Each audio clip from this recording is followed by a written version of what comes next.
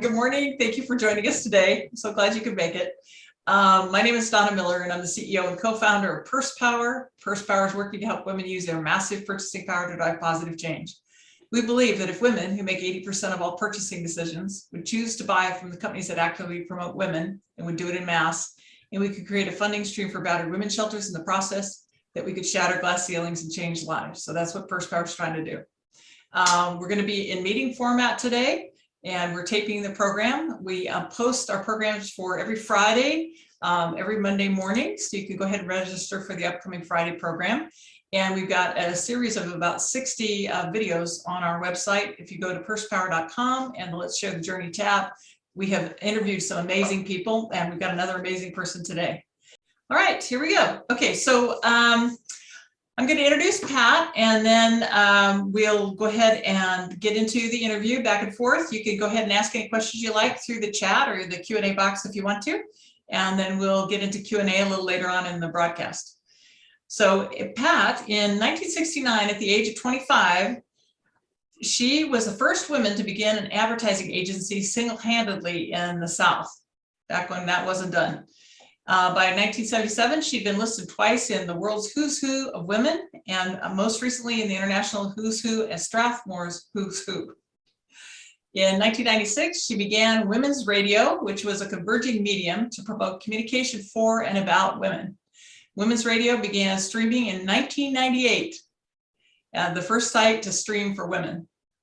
The audience of this site was and continues to be culturally sensitive women leaders ranging in age from 40 to 65 plus, and women who are members of, on average, 3 nonprofit organizations. She has served in leadership positions within many women-oriented and health-oriented organizations, including the National Women's Political Caucus, Boardroom Bound, and other local and regional nonprofit organizations.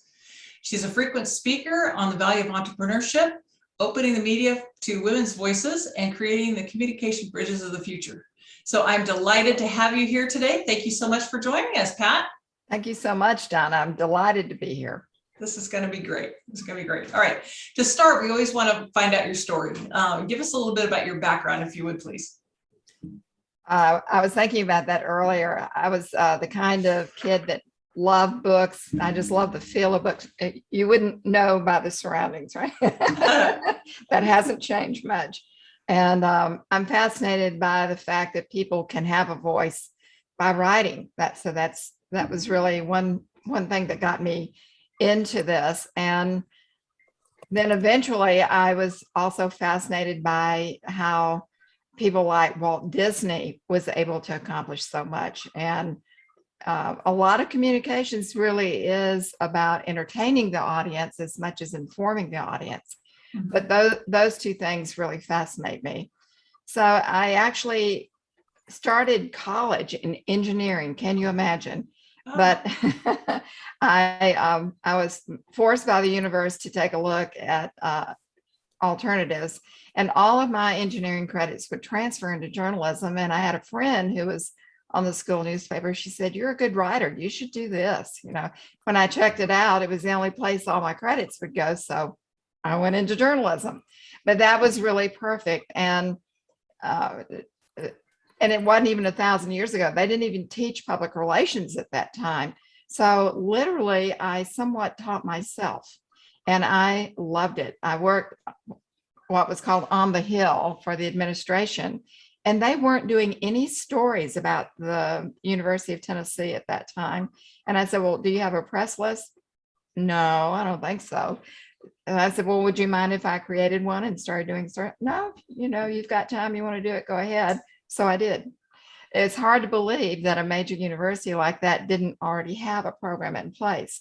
So literally things began to happen in my life that allowed me to learn some of the skill sets that I needed in order to keep doing the work I enjoyed doing. And that's just another way of reporting too, right? So it's all kind of combined. But I ended up working for a United States senator, and then moving to Atlanta, and then changing and working for a large regional agency. There I learned something about corporate life, which I can't say that I like, and I still don't, but hopefully it's changing a great deal.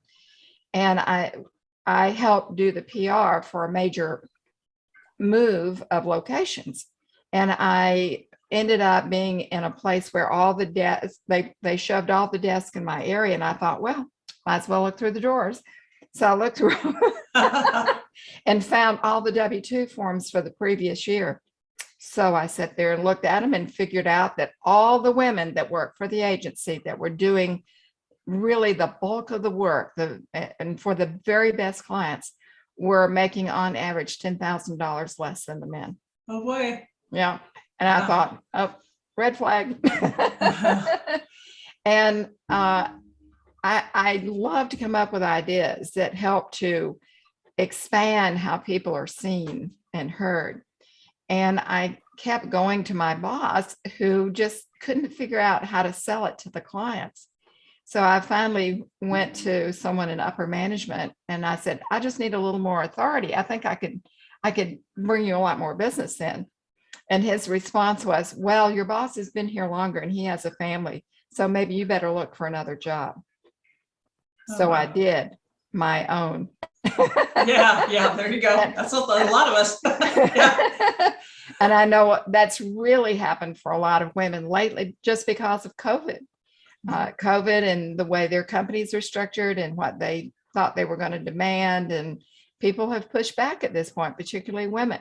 So we're going to invent ourselves, it looks like, all over again. It's going to be exciting. I think it already is showing that that is true. So I eventually, at that point,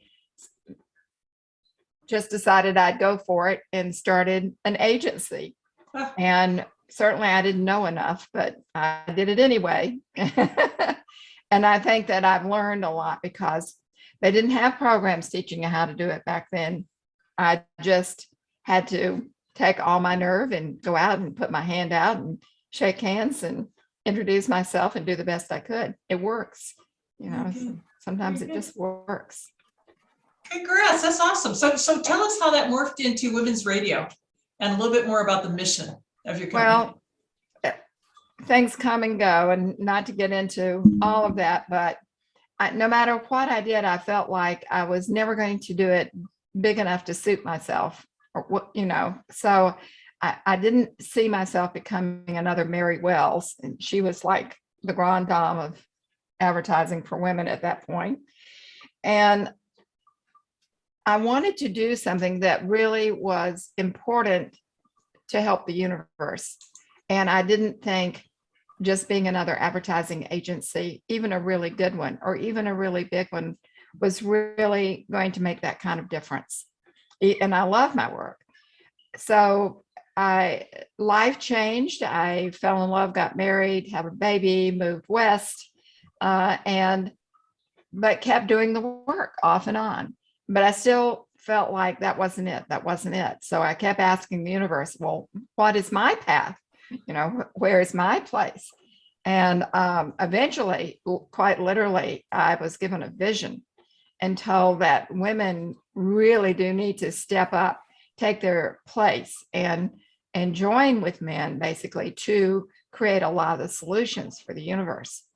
So I was given some hints about it. At that point, the internet didn't exist. It eventually became a bulletin board service where you could see words on the screen. That was it. Didn't have a GUI interface at that point. Mm-hmm. And I tried to do it in a time-honored way. So we started with a program with a woman doctor, and we beamed it up to a satellite. Amazingly, I got a sponsor, and it just was going great. In 30 days, we had 35 affiliates. We were on track with 2 national advertisers. And then the very next day, Congress passed the 96 Telecommunications Act, and then all the doors closed for new programming. And so we had to find another path. We tried to buy a station, that didn't work. We tried to lease a station, and that didn't work. So the only path at that point, that was from 1995 roughly to 1998. During that time period, the internet had begun. AOL started sending out all those packages to get mail, and women took other women by the hand and taught them how to use email. This especially took off when women's organizations, which make up the largest number of organizations in the world, but certainly in America, Mm. had found out that sending out printed newsletters was too costly.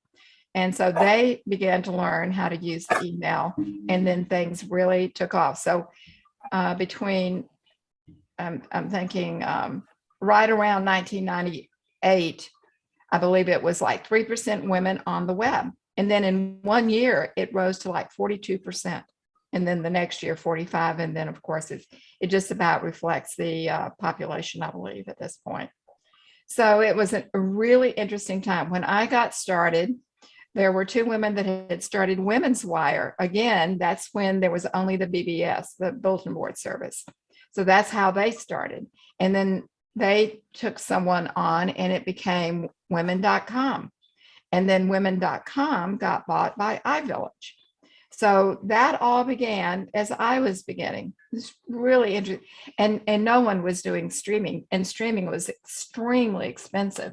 So my dear husband and partner had gone to Microsoft for a special program for entrepreneurs, and met the future president.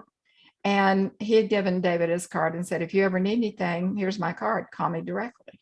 So I told her, I said, it's a good time to pull that card out. So he did. And I ended up being given software and streaming credits. And if it hadn't been for that, I couldn't have begun the streaming, which was really important. And so that's how that began. And when I started streaming, I was not only the first one to stream for women. Our teeny little site, WomensRadio, was one of the very, very first streaming sites. And then we've been streaming continuously ever since.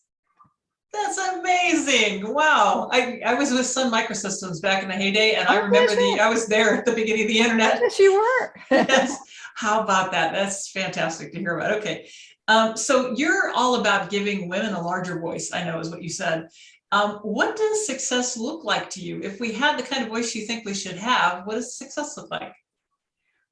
You know, part of it is just us revving up, us believing in ourselves, us understanding the gifts that we bring and how important it is to put our voices out there. So whether that's in an office setting or whether that's in a boardroom or whether that's on radio, TV, internet, wherever it is, our voices need to be more equal.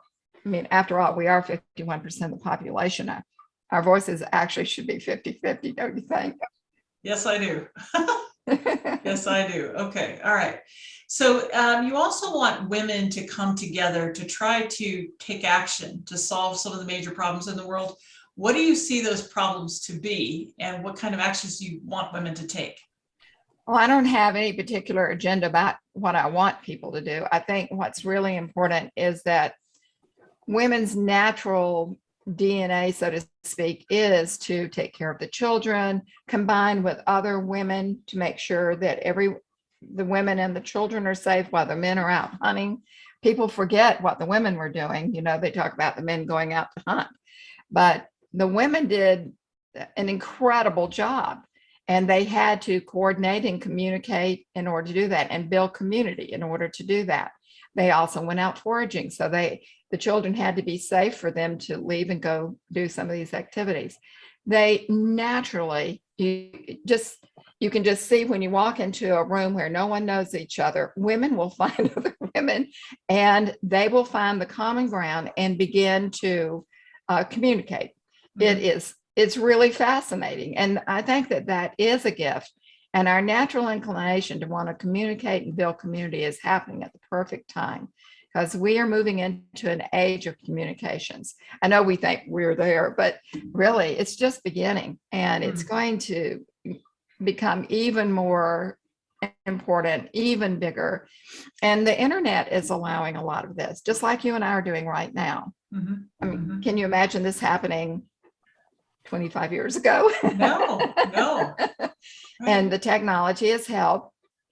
And I think that more and more women are taking advantage of it. And I think that that's great. It isn't the only way, but it certainly is an indication of what we are capable of doing. Now, when women get together in particular, they do tend to talk about things that are needed. And therefore, they begin to talk about their ideas about how to solve some of those problems. So whether it's homelessness or how to prevent blindness in children from lack of vitamin A in Africa, or I mean, we would never get bored on the planet, right? There are so many things to do. So I don't have a particular agenda. I just know that when women get together and they make a decision that they're going to solve something, it'll get done. Mm-hmm. Mm-hmm. God, yes, yes, right. And I, as a executive coach and former HR person, I know that some of the skills that women have naturally are coming to the fore now in terms of what's needed in this world, which is exciting. Yes, I agree. Exciting. Okay, so it's interesting because I think there's some things that have happened as a result of the pandemic that are supporting women. And I think there's some things that are acting as barriers to women. So from your perspective, how do we capitalize on the positive things that are driving us forward and mitigate the ones that are getting in our way? Well, it's interesting that I just kind of like you and I got together by another woman who had an idea, and she said, I know two people that I'd really like to brainstorm with, and the three of us got together. And that's how you and I are here today. Mm-hmm. And I think that more and more of that's happening. It just takes at least one person to reach out and say, you know, I think we ought to get together and talk about this, or I want to get your ideas about this. And so I think the more we're willing to reach out, like whether it's just one-on-one or speaking to a group or speaking up in a meeting, in a big meeting or a big boardroom meeting, et cetera, it just takes a little bit of courage. And when we do, we're often surprised at all of the wonderful feedback we get.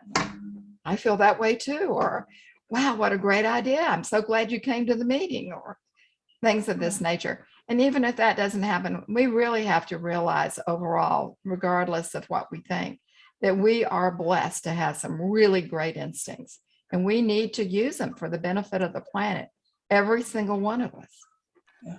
Yeah, no, I agree with you. It's interesting because what I discovered is I always thought that I didn't have the power to do something, right? And then I found, yes, I do. Actually, if you just decide to invest in yourself and your own power, right? And do what you need to do to make a difference, it's amazing what kinds of doors open. That's been my experience. Yeah, and sometimes I think that women think if they don't come out from the very beginning perfectly and it's not a success immediately, then they shouldn't bother. And I don't think you can approach anything that way. I think that you have to be in love with the solution. Mm-hmm. Oh, Jane, I need you to block your voice here. Hang on. There we go. Sorry, go ahead. I think you have to fall in love with the solution and be so in love with it, you forget about you and just dig in and get it done. Right. Yeah, no, it's interesting because women have to believe that they've got 90% of the qualifications to go forward with anything, and men will do it with 60%. And we need to just have a little faith, right, in ourselves. We've got more capability than we realize sometimes. I love this teeny little story that someone shared, and they said, you know, if you ask men if they can do something, they go look in the mirror and say, yeah, you're the man, you can do this. And if you ask women, they'll say, oh, I don't know, my dress isn't right, my hair isn't right, my nails aren't done, you know, I don't know, I don't think I have that qualification, maybe I should go back to school. Exactly. No. Just step out and do it, right? Yep, I'm with you. All right. So what are your projections for the future? What do you see happening now, and what kind of momentum do you think women have or could regain? Well, I mean, I think we're really lucky to have at least some of the laws on our side finally, not enough. And it disappoints me terribly that some of the women that really should be looking after the welfare of women are not doing that. In every single case, in any study that's been done, when women are given the consideration, everyone benefits. Everyone benefits. They benefit. The group benefits. The company benefits. The nation benefits. And so I would like to see more parity for women, for sure. And the fact that we don't have equal pay for equal work just totally blows me away. Can you believe that this was an issue back in 1960? Still an issue. I mean, so part of that is, and I'm really happy to see that more women are running for office, and that they absolutely, and this is also studies, they absolutely make a difference every time they show up. And it's made a big difference in a lot of things happening the way they have. So I'd like to see more parity everywhere, for sure. Mm-hmm. Well, and you and I talked about the other thing about women supporting women and women helping other women up. And that's happening more now than it did earlier in my career. Absolutely. I think a lot, because when women started doing things, they did it in corporations. It was safer to go to work, get a paycheck. So women got in and they said, I've got to do this and I've got to do it well. So they looked at how men did things, and they followed in the men's footsteps. That didn't always work out very well for them or the organization, because they were there to give what they do best. And men tend to be a little top down, a little authoritative, et cetera, et cetera. And so women thought in order to advance in corporations that they needed to act like the men. And it didn't really have great results, and it didn't have good results for them. I think I told you the story that I was on a panel one time, and there was a woman sitting next to me who was a vice president of a hotel chain. And she was asked the question, looking back in your career, is there anything you'd do differently? And she said, yes, I'd never step on anybody. I'd turn around and reach and try and help those women coming along. And I think that, Donna, you're right, that's what's going on now. More women are trying to help more women. It's not a gift. It's not just a handout. They really are trying to be the sister community that they understand so well, and give people that little edge, even if it's just a conversation, a word of encouragement. But sometimes it takes a little bit more, and it's really good to see women who know that lesson, who have gained some expertise or some resources that can turn around and help other women. And I'm really happy when women form philanthropy groups and become investors in other women's companies. This is really important, and not only just provide the resources in terms of money, but the resources in terms of connections and the help that people, the information, connection to information that women need to succeed in those new ventures. Boy, that is critical. That is really important, what you just said. I mean, we may or may not have the money to invest, but we can invest our intellect and our network, right? In helping others succeed. Yes. Yeah. One of the things that I've always done since the beginning of my career is to connect people with each other. And from a business standpoint, then you become the hub of the wheel, right? You know people, they know you, because you help them constantly connect with other women that are of value to them. Okay, good. All right, so you just talked a second ago about, what she wishes she would have done or known earlier in her career. I want to ask that of you. So on your entrepreneurship journey, is there anything you wish you would have known at the beginning? Yes, I think, and I think this is true for lots of people who've done things on their own. I wish that I had known, and I wish that someone had told me that you're bound to fail. You're lucky to get to fail. Learn from that, and don't sit around and whine for 2 years like I did once. Get right back up, dust yourself off, and say, man, I learned a lot from that. Let's go back and do it again. Yeah. I mean, everybody deserves to have a vacation once in a while. And if you're like me, type A, you just work nonstop. But when things like that happen, it's the universe trying to actually give you a gift. So rather than feeling sorry, oh my goodness, I didn't do it right, what did I do wrong? Rather than doing that, just try and learn what you can and get right back up on the horse, as they say, and start riding again. And don't wait so long. Yeah, no, that's really, really good advice. It's very easy to get wrapped around the axles, what I call it, worrying about stuff, and just get back on up and do it again. Try something new. Okay, so I understand your platform allows women to stream radio shows, and you help get that out to a larger audience. Can you talk more about that? We're still working. It's a work in progress. One of the things I thought about doing early on was actually to take the programs we did and syndicate them on real radio. We didn't do that for a number of reasons. One was technology really wasn't available to help get that done easily at the time. And I don't want to go through the litany because, but at least I am still here, as they say. Yes, Sometimes you just have to keep on keeping on until the technology or the help or whatever it is that's needed comes along. But right now we're getting ready to do something different. So finally, I'll be able to see if some of the ideas that I have had for a long time, I get to play and exploit. So we're going to move to a new website, which will have e-commerce. Then that'll allow us to take advantage of the advertising model, because then when we build an audience, we'll be able to monetize it.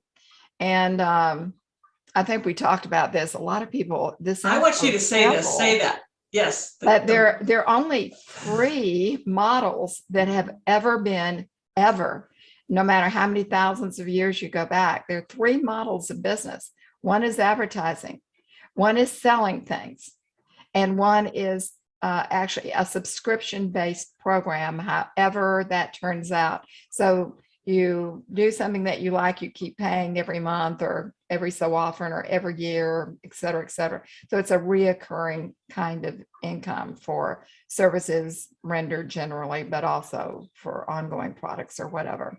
Mm-hmm. So it's good to take advantage of all 3 if you can, but at least to see what your product or service can do to take advantage of 1 or 2 of them.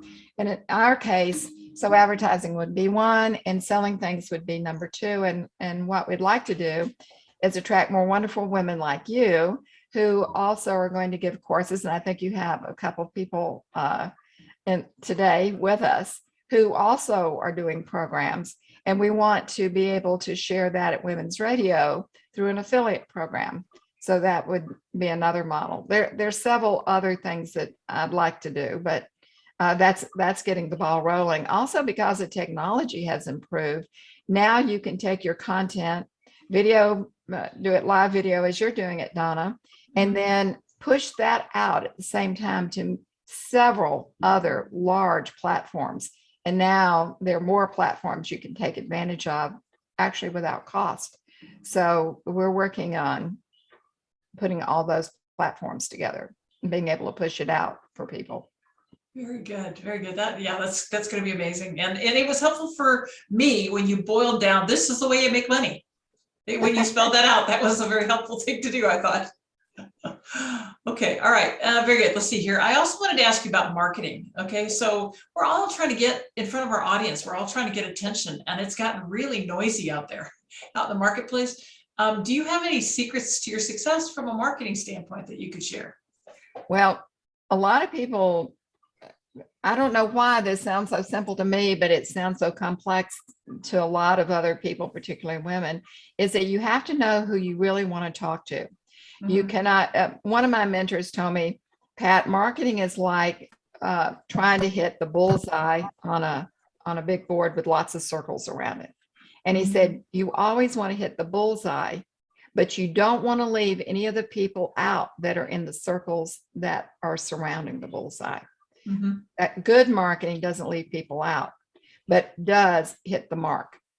And I think that may sound very simplistic, but when you start thinking about it, a lot of people start out wanting to be all things to all people. You just cannot do that. In our case, I knew that I wanted to talk to women leaders. They were the ones that are going to take the message in themselves, to help share it with their employees, their families, their communities, et cetera, et cetera. So I wasn't, my mission wasn't to take people who had never had any entrepreneurial experience and convince them to become entrepreneurs. And I doubt that you're trying to convince people. Usually you're reaching people who are already entrepreneurs who just are looking now for a bigger audience, et cetera. So you need to know who you're talking to. Now, that's true whether it's a one-on-one conversation or you're giving a talk to a small group, or whether you're giving the keynote speech someplace, or whether you're on TV, and whether that is on the Oprah Winfrey Show or it's on Sally Scott's program in Wichita, Kansas. Wherever it is, you need to know who you're talking to. You can't even show up as a guest someplace unless you know who that person's audience is. So it's really, really important to understand that first. If you do, then you can make better decisions about what you say, how you communicate, etc. So that is like the fundamental issue, I believe, in marketing, is to know who you're talking to. Then you can make decisions about the content, and the content is queen. And if you use content that is directed to your audience, you will get that audience. Now, maybe you don't get them in the numbers that you want, particularly, then you have to use some other techniques, etc. But at least you'll be talking to the right people. That's really important. And those people can help you grow, etc. Yeah. Well, it's interesting because with social media and all of that, I mean, there's organic growth and then there's the use of the social media channels and advertising. Do you have any guidance around that? How to figure out which is best and how to do it effectively? I don't think there's any one this is best, but it is really important that you do pick the social media that reaches the audience you want to reach. Yeah, that avatar of your best client and talking to that best client, no matter what you do, is, I know that's the right answer. Do you have any guidance? And you guys, please be thinking of your questions on how you narrow that down, because I know it's very easy to pick too big of an audience. Well, part of it comes from your own message. You know, who do you want to communicate with? Why do you want to do that? So if you're in love with soccer, then who would you talk to? Who would you be delighted to talk to? Well, it could be that you want to talk with young women in high school, or it could be that you want to talk with young women in college, or it could be that you want to go and talk with communities about starting women's soccer. I mean, it depends on what is coming from you. Where is your heart? What do you love to do? What do you want to do? And then it will naturally lead you. It's just being aware that you need to know who it is. And then you look for media that will support that. That's really the way to do it.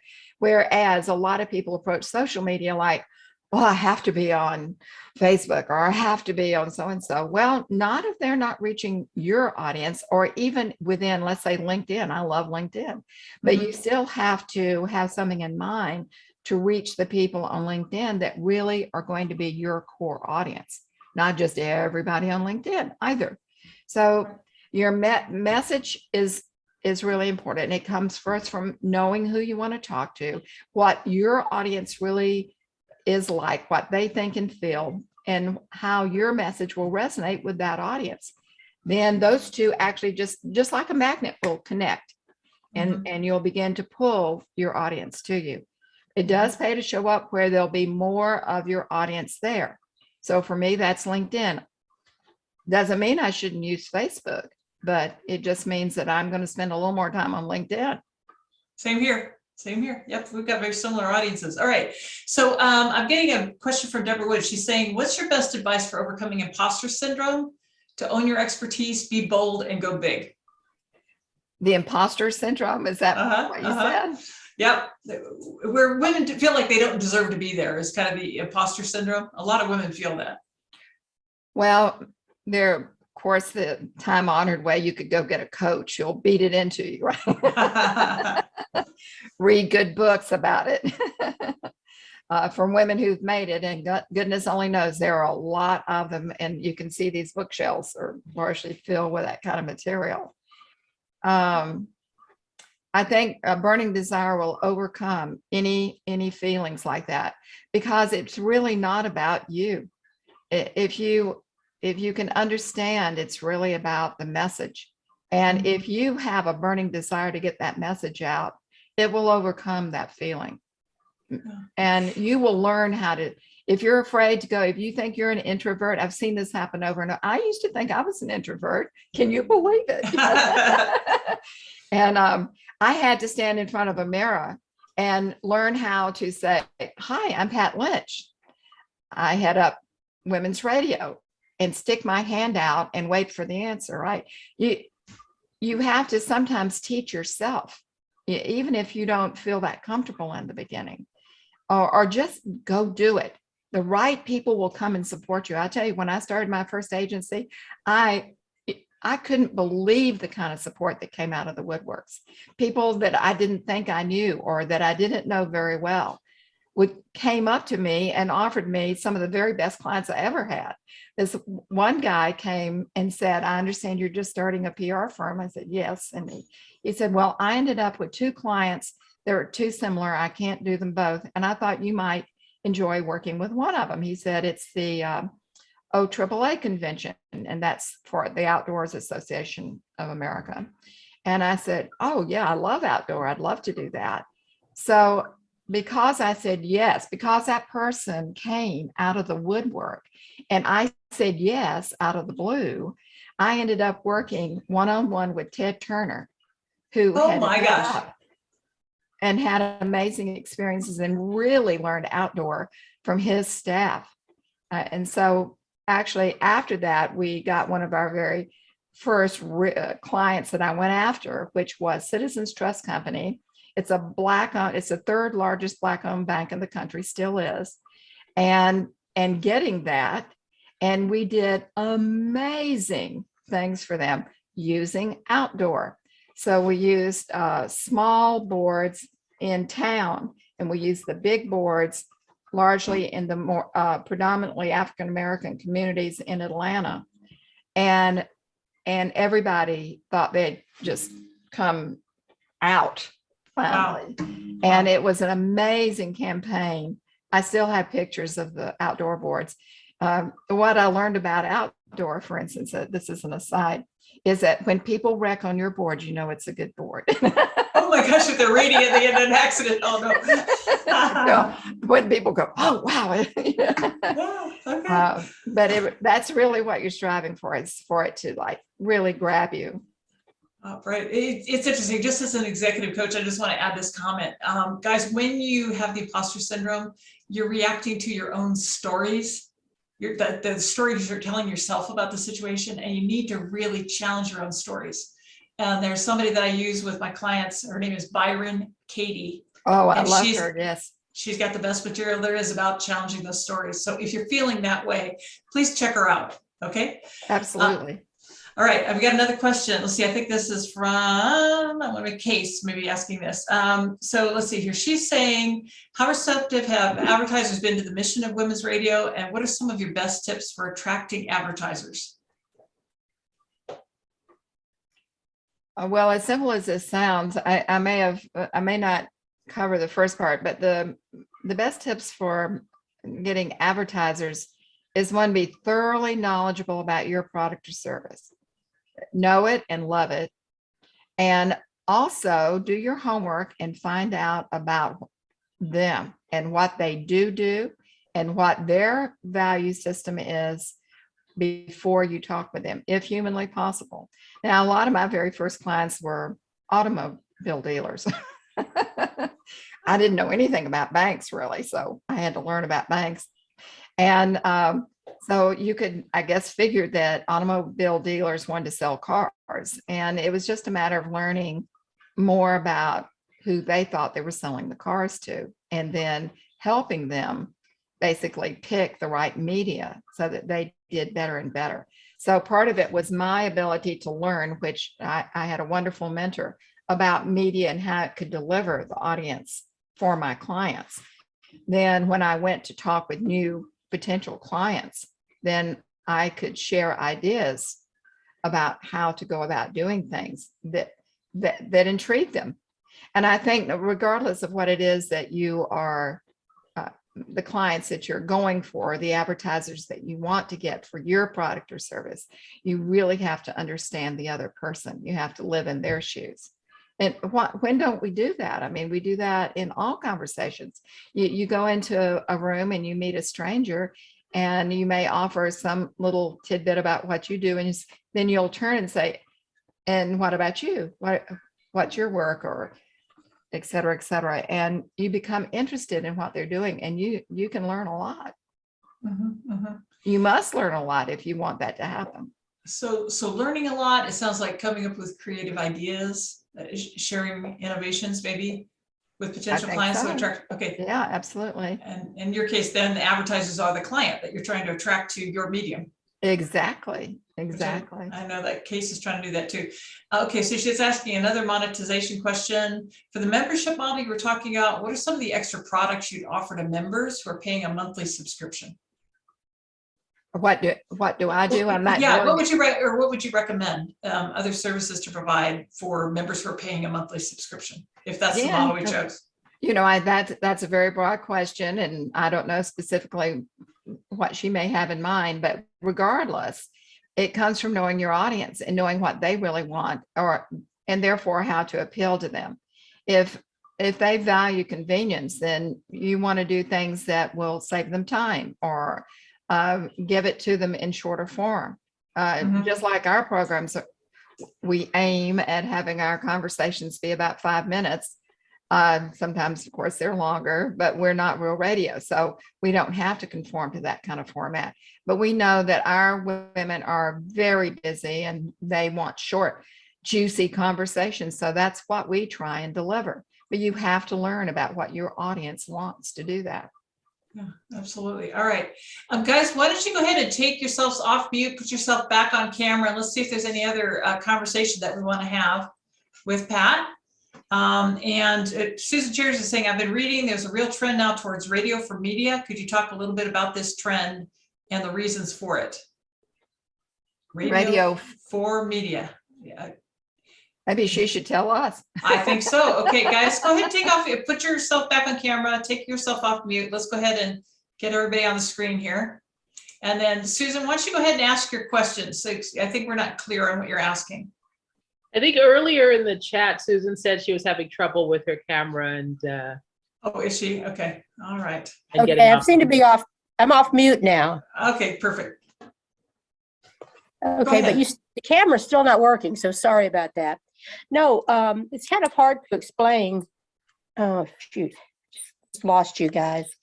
It's kind of hard to explain. What I was talking about is like people are leaving, for example, just focusing on social media like Facebook, and then there's like a drive right now of people wanting to listen to radio, as opposed to other forms of media. That's what I was getting at. And I was thinking to myself, because I work with a lot of clients that have produced podcasts, and podcasts are like becoming very popular. And I thought maybe this is just sort of a transition. People like podcasts, so that's kind of driving them to more audio types of media. And I was just curious if anybody else had read about this and what the reasons for it is. Well, when coming up through the media world in a very real way, I was around when FM came along and everybody said, oh, AM is going to be dead, just leave it, let it go. AM's never gone away. It transitioned, and we still have AM radio, we still have FM radio, and then came cable, and people, radio, that's old, cable is new, radio is dead. No, that's not true. And it took cable a while to come along. No matter what new medium has been introduced, the old media don't go away. They transition, or they integrate, or they for instance, like radio and TV both now have websites, and they have programs that are different or expanded on their websites, both the television portion and also just radio. So things are transitioning, yes, but nothing's going away. So I think it behooves all of us to keep up with the trends that you're talking about and take advantage. In other words, how do you use radio best? How do you use podcasting best? Is podcast the same as radio? No. So a lot of people don't understand streaming. They don't understand that one form of streaming is podcasting. Another form of streaming is what we do called on-demand streaming. So you click, you listen, or you click, you watch and listen. So you have to begin to learn about the medium itself, and then see how you can best use it. doesn't matter that there are a gazillion opportunities. You need to find out what's going to deliver the audience you're looking for. Well, you and I were talking about, like, for example, this program, we get a lot of people watching after the fact. So whether they can make it now or not, they listen to it later at their convenience. And people do that all the time, right? And that is the beauty of the internet as a medium, as opposed to radio. Radio, if they don't listen, then too bad, so sad.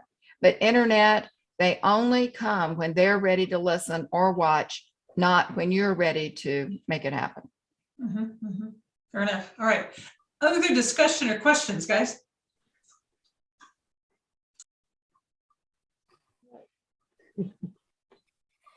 Do you have any other questions? I'll jump Yeah, back. Go ahead. I'll jump back in. Oh, I thought Case No. may want to say something. Go ahead, Susan, First. your question first. Oh, okay. Now, I was just, another thing I'm interested in is what kind of programming people are being drawn to with radio. Podcasts are so specific. You go to a podcast, you know exactly what the content's going to be. Is that sort of the same thing with radio? People now decide on their favorite programs and tune in, kind of appointment radio. I mean, what are the most common things that people want to listen to the radio for? Is there like entertainment content, music, maybe, news? I'm just real curious about this. Well, you're right. And it's a very big subject. But probably talk is extremely important. But of course, music, it's one reason why the big companies leaned on music, because they can program music much easier than they can program talk. So they can sit people in a room and they can say, when you hear something you like, press the button stop. And that's how they got the information in order to choose the next record, as it were, the next song. So it's a lot easier than talk. Talk needs to practice. Rush Limbaugh, when he got started in Sacramento, had a friend who owned the station, and he tried many different formats. He settled on the one that he ended up using from that point on, because the audience that the radio station pulled in liked that kind of talk better. That didn't mean that everybody in the country would, but once he started to grow, and there's a reason for some of that too that you may not be interested in, but he got a following in lots of other places, not just Sacramento, right? Who liked that same kind of talk, which made it look like everybody liked that kind of talk. So lots of people came along who tried to imitate Rush Limbaugh. No, everybody's not interested. And whether they are or not, maybe that's not your audience. That isn't the people you want to talk to at all. So you have to find or create talk or some other form that you've invented to reach your audience. So it really starts with who you need to reach. Fair enough. All right, Case, I think you're going to be our last question here. Yeah, maybe you were sort of getting to it there. I was going to ask about the impact that video is having, because a lot of people are listening to their podcasts on video on YouTube. They're actually going to the video version. And I'm wondering what you think of that, whether or not, it's important to have the video version, because there is maybe some segment of the audience that just likes to see who's talking. You asked, for me, you asked the $64,000 question. I agree with you. I think that things have moved now. I mean, when we got started, we did the practical thing, we did the expedient thing, and that was stream the audio because it was cheaper. I mean, oodles of reasons. But now I really do believe that it should have video with it. So we're going to alter and start doing live video and record just like Donna is doing, and do both audio and video. And that's going to bring us to a place where I believe we're probably going to start teaching more people about how to show up on camera. All the different elements of doing that you don't have to worry about when you're only doing audio. So it's both learning how to be a host in those situations, as well as being a good guest in those situations. And more women are going to want to know how to do it well. But I'm in agreement with you. I think that video now is not as expensive and that more and more people are using it and more people are expecting it. Right. That's just my personal point of view. Yeah, it's fascinating because I think it's going away from also people reading things to Yes. people watching things. I'm afraid so. Right. I like to read. Right. Okay. All right. We're coming to the end here. So why don't I get you to summarize, if you would, your top 3 learnings you want us to have gained from you today? Well, I don't know if I said this before, but for me personally, and also for all the people that I have ever hoped to have influenced, it's to be persistent. It's the very story I told you about. If you fail, don't sit and whine around. Get up and brush yourself off, and give yourself 3 days to whine and complain, and then get to work again. Be persistent. If you have something in your heart and it needs to get out there, be persistent. Keep talking about it. Keep doing something about it. Be persistent. And actually, I think that's the beginning and the end of everything.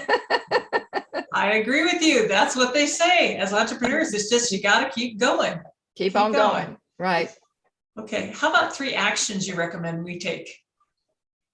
Well, I think I've mentioned some of those too, but know your audience. If you're not entirely sure, do more research, talk to people, do surveys, go out to places where your audience is going to show up, do man on the street interviews, whatever it takes to get to know your audience better. And that's going to help you out a lot, no matter what you're doing. I don't care if you're selling iron pots or you're selling a podcast.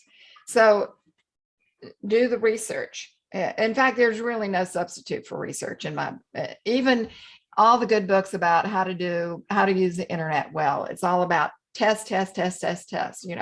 Always be testing, and there you'll find lots and lots of books on it.